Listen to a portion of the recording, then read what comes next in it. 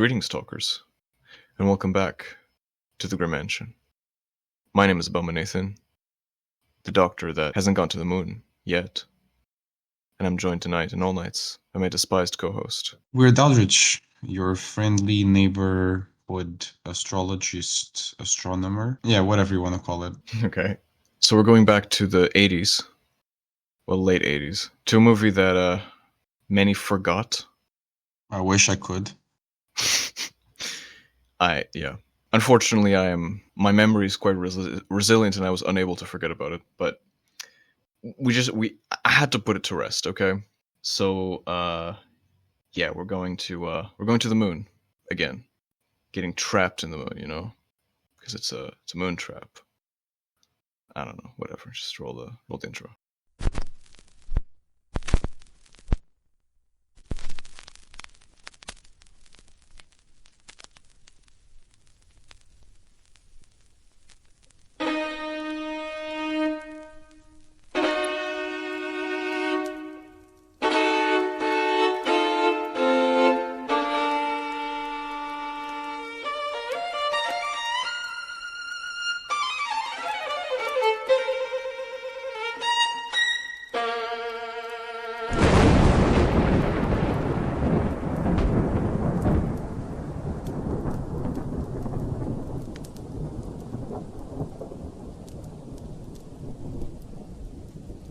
Candles are lit, the circles have been closed, and the words of power have been recited.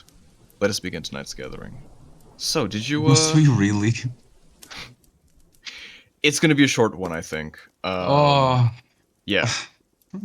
It's not what we were expecting. At least not what I was expecting. It's a low-budget flick starring John Campbell, right? What? Wait. Okay. Yeah. It stars Walter Koenig from Star Trek. Yes. Original Chekhov. And it has co-starring Bruce Campbell. There we go. Sorry, I was like, I was so lost in thought that the Campbell it did not save this movie. I'm sorry, Bruce. No, unfortunately, it didn't. I was actually hyped when I saw his name roll in for nothing, for absolutely nothing. So apologies to be spoiling how we feel about this movie, but it's going to become apparent. Yeah. Rather soon. So again, like we have from the beginning, we have quite very interesting, very intriguing premise, which is that when the moon landing happened in 1969, something was watching. We see like a robotic droid thing, like arm, spying on the two men on the moon. And then so we skip like 20 years later, more than 20 years later, like 20 something years, because this is supposed to be like in the I don't think it's set in the year that it was made. I think it's a couple of years after. It's supposed to be 20 years later after the Apollo 11, right? Well, in that case, it would be the exact same year. I don't know. Whatever. It is the exact the distant future of 1989. Exactly. So there are these two men, Jason Grant and Ray Tenner, who are doing a space shuttle mission. I think they're just doing like a test. Like, I don't know exactly what the point of the mission is. Maybe they're like going to some satellite or something. I'm not sure. It seemed like they were going to just pick up something. I remember that's an idea I have from the conversation they were having with Command, is that something was going to come into their orbit and they would be to pick it up. Yeah. But they are in a shuttle anyway.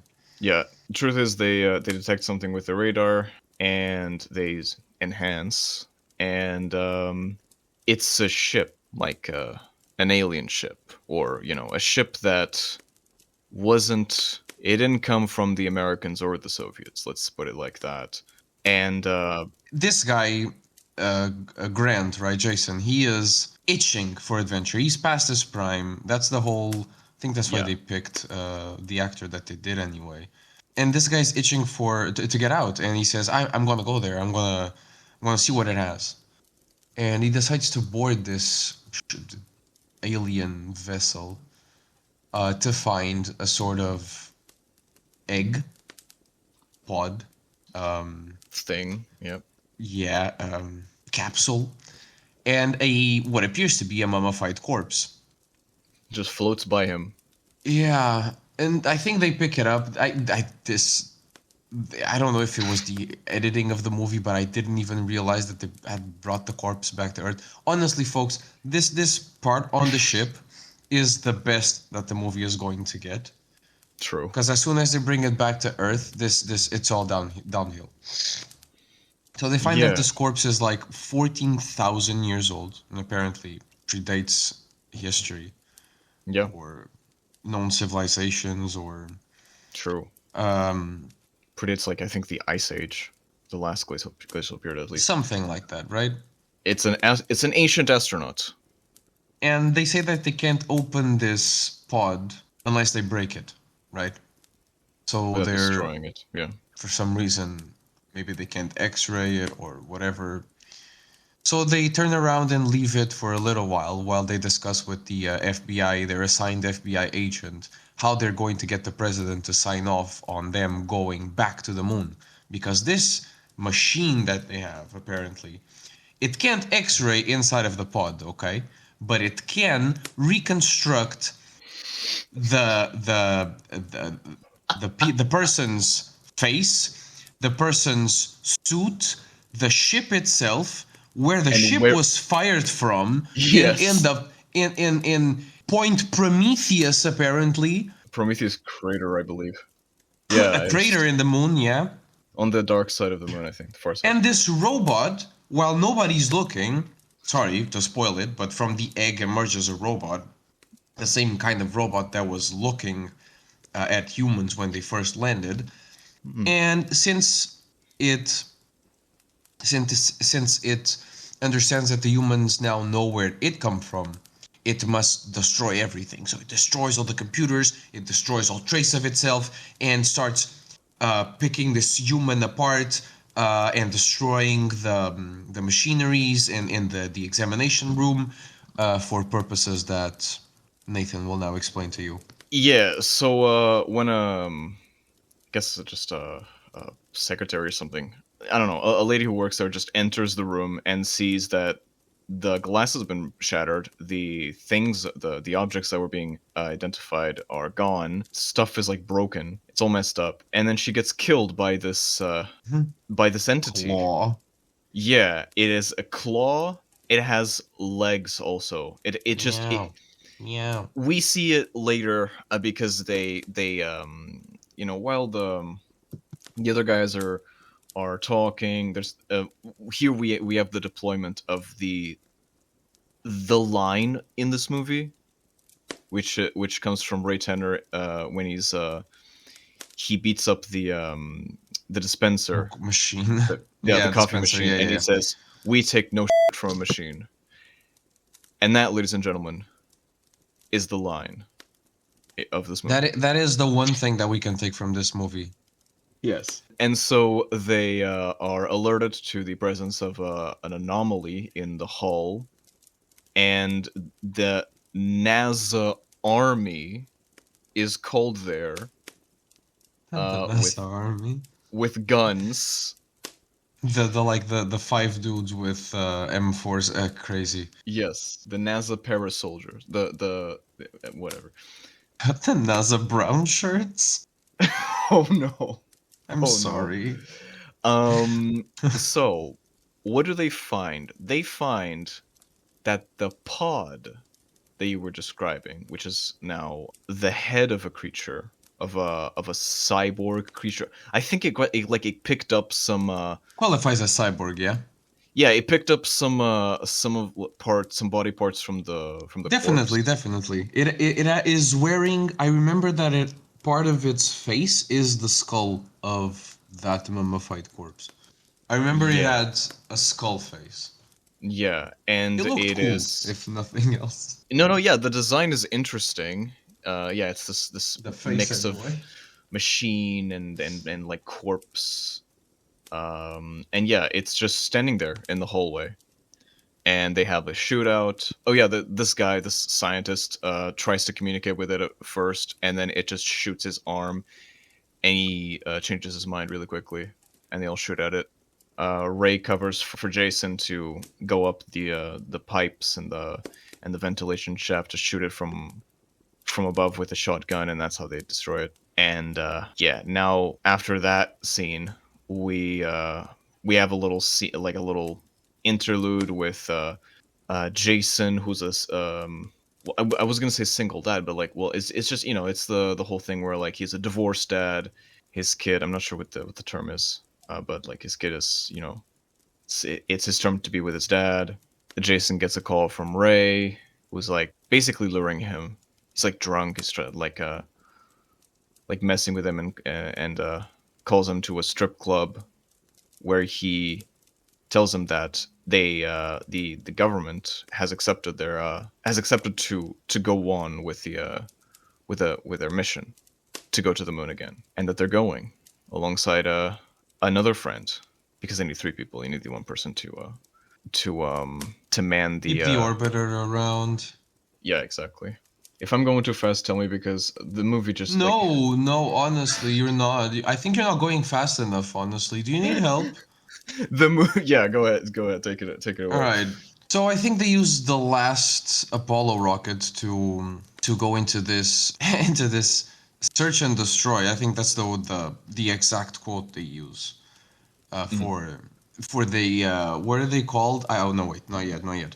Not So yet, not yet. once they land and they eventually get on the moon buggies and stuff like that, they find this big ass pyramid ziggurat. There definitely ruins of like it looks like Atlantis, Seatopia kind of.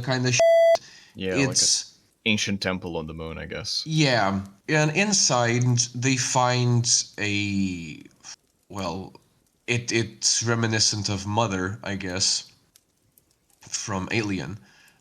There's a dead body on Mhm. this stone sarcophagus. Like, if I remember correctly, it's like hexagonal, or it has a very weird shape. Yeah, there's just a skeleton stuck there. Yeah, so they kick it out and they find that there's a woman inside, who's still alive apparently. Yeah, cryopreserved apparently. Yeah, yeah, in whatever. They get her out, and obviously she speaks no language, so there's a bit of me Tarzan, you Jane Yeah. kind of situation, and they discover that her name is Mira, Hmm. who knows the name of these cyborgs as Kalanium, Kalium. Kalium. Sorry, two double A's, Kalium. Yeah, they get attacked by a spider Kalium. Droideka. Oh my, the Droideka. Yes, and then they just run, I guess. Well, I mean, run is a way to say it. They don't really. They just Can't walk run on the moon. fast. That's true. Well, save it for Mhm. later. Go on, go on. Yeah, their rover. It's out of like batteries or something. Out of gas. I don't know. I don't know, because I think it's supposed to be a. I don't know. It doesn't make any sense, but they can't It's use it. probably batteries. I also don't remember. Yeah, so they have to walk. Oh yeah, because they're going back to the lander, because they're going back to, I guess, Back to to the Earth. But orbiter, to the yeah, module, so that they can get back to Earth. Yeah. yeah. Except when they arrive at the lander, it is gone, because the robot, one of the Kalium had s- just yeet, just snagged it. Oh, they were like there was a scene where one of them was analyzing what it was, right? That's gonna Yeah, be very important later on. yeah, yeah. They analyzed it, and then they go and they snag it. And so when they get back, it's just this. It's gone. And they do destroy the command module too, like orbiting the thing. That's what they destroy. They destroyed Yeah, the orbiter. yeah, yeah. But They the find module is gone, as you say. yeah, the module is gone. The orbiter is struck out of the. one of the most, but that actually happens after they find a ship that is just also there on the moon. Like a, I guess the Kalium ship. And they're attacked by this other Kalium that shows up out of nowhere, and it looks like they defeated it, but then it comes back alive, and it uh, mortally wounds Ray Tenner, and then that's when the orbiter is pulled out of orbit and it crashes, and we have just the most unconvincing reaction from the other characters of someone who just died in a insane explosion. And then immediately after that, Ray dies, but not before saying that line again. We take no shit from a machine, and then he just laughs to death. And then and then Jason mourns him again. Like, just the acting in this movie is just, oh man, Oh, it hurts. just don't take no shit from the machine. Yeah, and then Jason doesn't know what to do. He's got Mira just walking after him, just walking next to him, behind him. And so he just gets up an inflatable space igloo that somehow it has an airlock, Airlocked, yes. and somehow it has oxygen inside of it, even though it was like packed up. I don't know. I don't know why I'm even analyzing the logic of this movie. It just, I don't know. I just felt It's your nature. It's stronger than you. it's But anyway, yeah, it's true. the Kalium have been on the moon for 14,000 years waiting for someone to get there so they can get their module and go to Earth and keep evolving, conquering, whatever it is that they do. Yeah, whatever. And I guess that these two eventually find the module built, or not built in, but kind of welded to the ship's machinery. I mean, don't forget that they have a contractually obligated sex scene inside the igloo, and then they're kidnapped. I don't. Yeah. Who? Right. Whatever. Go ahead. Go ahead. Sorry, I just had to Yeah. add that there, so it makes sense. And so, yeah, I already said that he figures that's probably the last thing that they need to go back to Earth, and he decides that he's the only one that can do something about it, and decides to initiate a self-destruct sequence. Yep.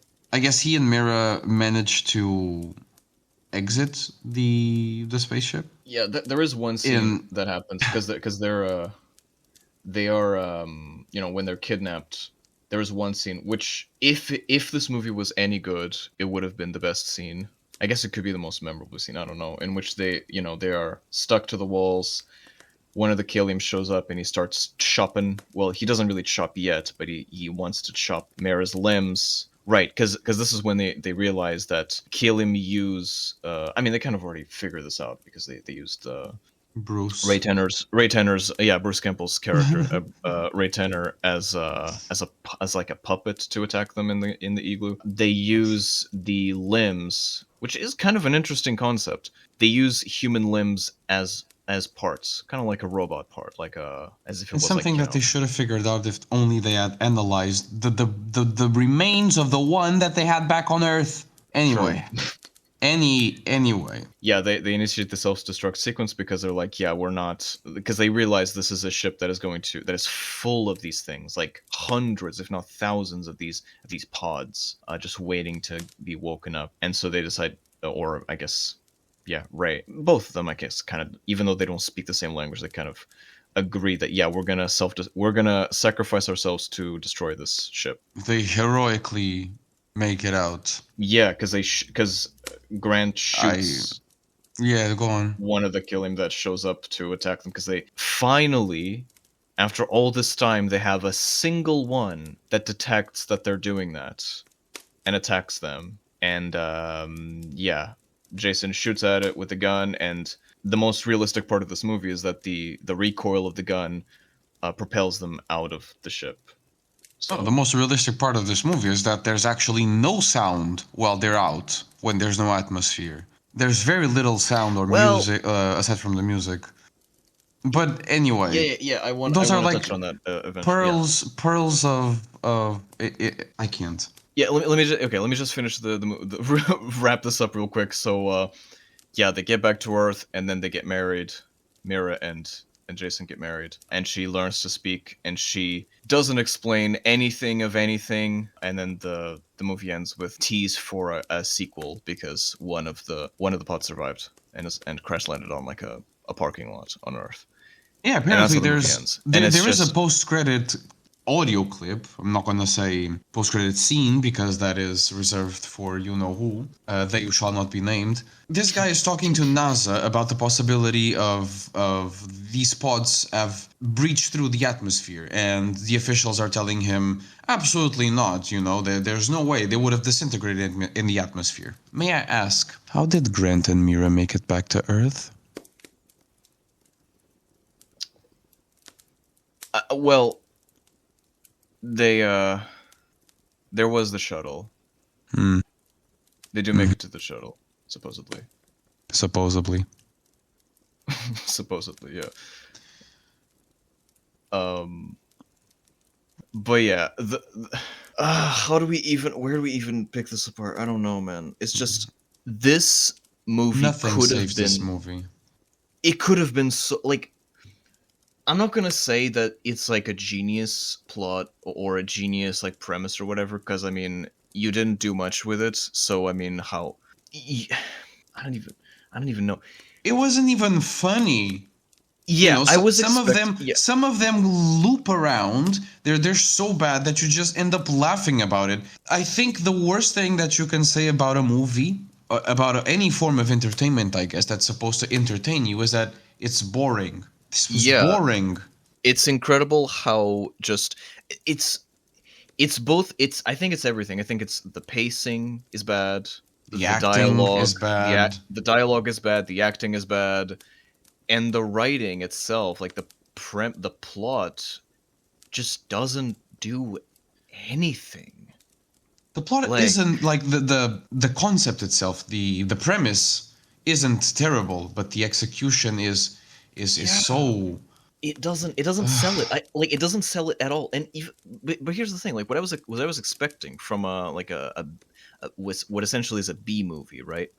What I was expecting is at least some like wacky and the most we got was like, okay, there's cyborg machines on the moon. Okay, that's wacky.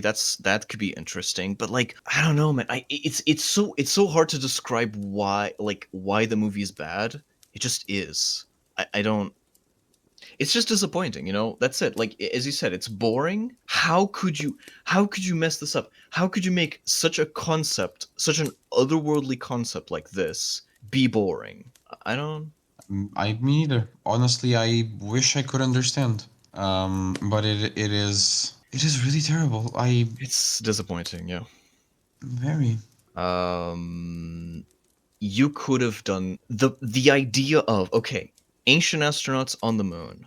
You could have given us anything. Like the characters themselves. I think that's what makes the movie so boring because the characters also feel like they're bored. Mira has like three lines other than the final like scene in the movie. She has like three lines. yeah, and three and two of those are the same word. Yeah, she doesn't speak the same languages as them, but she speaks a language. She's not mute. So why are they doing all the talking in English to her, but is she's not replying with anything? Anything at all. She doesn't draw anything. She's Nothing at not all. even interested in explaining what the happened, and they're not interested in knowing what happened. No, she I think exists solely for the purpose of having a woman to for the guy to marry at the end. So he can exactly. say he has the girl. That's uh, She's not even an exposition character. no, nothing at all. No, she actually you lie because it's because of her that we know the name of the race. That's it. Okay, true. True, true, true. True. That's Yeah. the only difference she plays. Like the only thing that she does different in this movie is like tell them that these robots have a name. Yeah, the only thing that she does in the entire movie is, yeah, is tell the name of the, yeah, Oh boy. it's just, man. And then the whole and then there's like skeletons on the surface of the moon, and the whole thing of like, oh, maybe we haven't gone here. It's not the first time we've done this, and it's like, you dropped so many things, and then you just let them die. You just don't do anything with anything. I don't know, man. It's just because at least with like other movies, like I don't know, like with Wishmaster, at least that movie did a lot. It wasn't a great movie, but at least like there was interesting stuff. Like they messed around with the implications. They had some interesting set pieces. Here it's just there's nothing. It's just emptiness. And I do get that like a lot of the movie is set in space, and they do an interesting thing. That's like the one good thing the movie does, which is they do play around with the fact that there's no sound in space, which is what you were saying before. So so whenever they're in a vacuum, the only thing you hear is the communication, like the radio signals between them of them talking, and then there's just this eerie like ambience in the background, and that's it. And you don't hear any footsteps, you don't hear anything, which is, I guess, it is realistic in the sense that, yeah, in a vacuum you wouldn't have sound. Although if I'm being really technical and really nerdy, I would say, well, if you were like touching an object, you would probably hear the sound that that object makes, like a gun, for example, because the sound would travel up your arm, and you probably get deaf. But anyway, that's whatever. That's me being too technical. It is interesting. It's an interesting thing. Like the way that they depict space is realistic in the movie. I don't know what else to say about the movie, man. It's just so much wasted potential, man. I honestly have nothing. I was already depressed, and the fact that we now have to watch and review this. This is. We have to find a way to veto all the space that you want to do in the future. If this is how it's gonna go. Look, Alien was good. I'll give you that. Alien was amazing. Best Yeah. best movie of all time, but according to me, but whatever. Look, I didn't. Yeah, you didn't remember the movie. You forgot the movie, and I'm glad that you did, because you would not have allowed us to do this if you had still remembered. I couldn't. I didn't trust my memory. I guess I was like, okay, the movie couldn't have been that bad, or maybe I genuinely, it was so like unmemorable that I forgot about it. And then when I remember that it existed, I forgot that I had watched it. Maybe, I don't know. This Truth movie is is, a dream. yeah, not great, not great. And I apologize for the brain cells that I have killed in this operation. But hey, at least we got it out of the way. All right. Yeah. And we can have good movies every time. Okay, like we gotta. Correct.